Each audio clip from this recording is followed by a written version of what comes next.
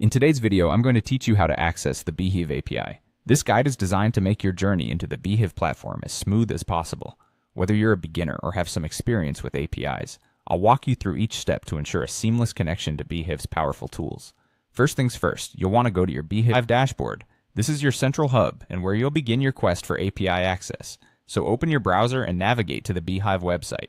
Once you've logged into your account, you should be on the dashboard. It's the place where you'll manage all the key aspects of your Beehiiv projects, including this API integration. Next, you'll need to click on the settings.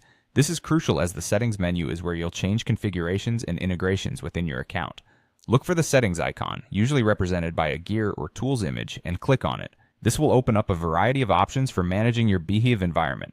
After accessing the settings, your next step is to click on the API section. The API section is specifically designated for managing your application programming interface connections. It's designed to be a bridge between your Beehiiv data and the tools you want to connect to, so head over there by clicking on the API link. This is effectively your control center for all things related to API access. Once you are in the API section, the next step is to click on Start Stripe Identity Verification. The Stripe Identity Verification process is essential because it ensures secure transactions and connections. By verifying your identity through this method, you're enhancing the security of your Beehiiv API access. It might seem like a small detail, but it plays a vital role in maintaining the safety and integrity of your data connections. Now comes the part where you need to choose any option for sharing a link. The platform provides you with different options to share your API link depending on your needs or preferences. This flexibility is one of the benefits of using Beehiiv since it allows you to pick an approach that works best for your situation.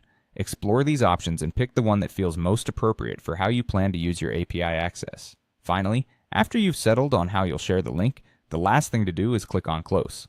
Closing this process seals the deal and confirms that your changes or selections are saved. Don't worry, you can always go back and make adjustments if needed.